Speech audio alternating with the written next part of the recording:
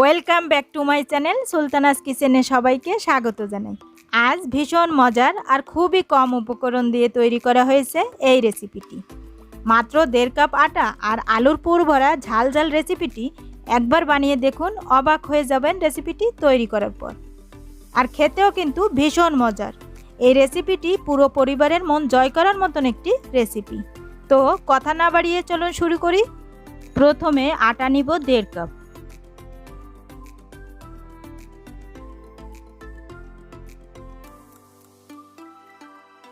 এরপর অ্যাড করে দেব চিনি 2 চামচ, লবণ দিব হাফ স্পুন, তারপর অ্যাড করে দিব ইস্ট 1 চামচ, তেল দিব 2 চামচ,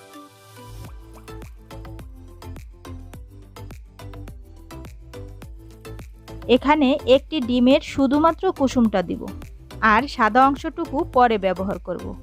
এখন সব উপকরণগুলোকে একটু মিশিয়ে নিব।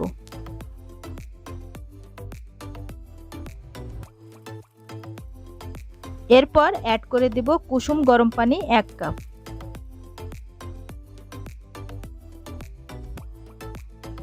তারপর আটাগুলোকে মেখে নিব। মনে হচ্ছে আর একটু পানি লাগবে, তাই 2 চামচের মতো পানি দিয়ে আটাটাকে মেখে নিব। এখানে একটা সফট ডো তৈরি করে নিতে হবে। দেখেই বুঝতে পারছেন কতটা সফট হয়েছে। এই আটাটাকে একটি ঢাকনা দিয়ে ঢেকে রেখে দেব 1 থেকে 1.5 ঘন্টার মতন। এখন আলুর পুরটা রেডি করে নিব। তার জন্য সিদ্ধ করা আলু নিব। এখানে 2টি আলুকে সিদ্ধ করে গ্রেট করে নিয়েছি।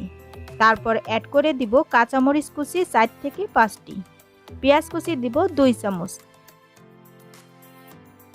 এরপর অ্যাড করে দেব ধনিয়ার পাতা কুচি, লবণ দিব হাফ স্পুন, জিরা ভাজা গুঁড়া দিব 1 চামচ। এখন সব উপকরণগুলোকে হাত দিয়ে ভালো করে মেখে নিব।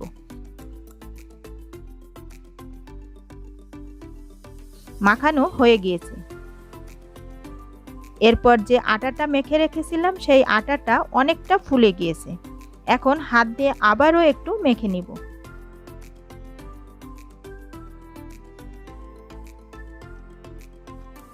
এই ডো থেকে ছোট ছোট করে লেচি কেটে নেব। এতে করে সবগুলো বান একই সাইজের হবে। আপনাদের পছন্দ অনুযায়ী সাইজ দিয়ে নিতে পারেন। এখান থেকে একটি লেচি নিব আর হাত দিয়ে একটু গোল গোল করে নিব।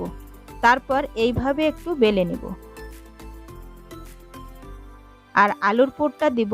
এরপর হাত দিয়ে এরকম করে একটি গোল বল আকারে করে নেব।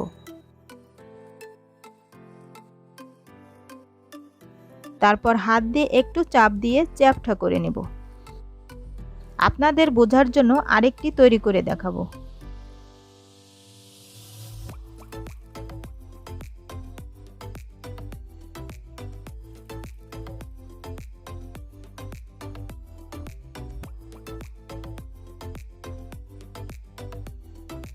এই একই নিয়মে আরেকটি বান তৈরি করে নিলাম আর সবগুলো বানিয়ে নিব। তারপর যে ডিমের সাদা অংশ রেখেছিলাম সেই সাদা অংশটুকু একটি চামচ দিয়ে ফেটিয়ে নিব। এরপর একটি বান নিয়ে ডিমের ভিতরে দিয়ে ভালো করে মেখে নিব। তারপর ব্রেড গ্রামে দিয়ে গড়িয়ে নিব। আর এইভাবে সবগুলো বান ডিম আর ব্রেড গ্রামে দিয়ে মেখে নিব। একটি একটি করে তেলে ছেড়ে দিব।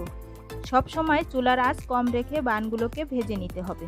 এতে করে বানগুলোর ভিতর থেকে সুন্দর মতন ফুলে উঠবে আর উপরের কালারটাও সুন্দর আসবে।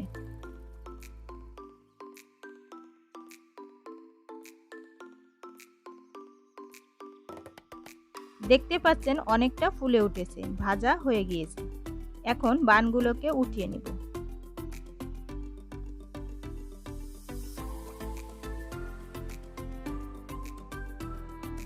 এখান থেকে একটি ভেঙে দেখাই, তাহলে বুঝতে পারবেন কতটা সফট আর পারফেক্ট বানগুলো হয়েছে।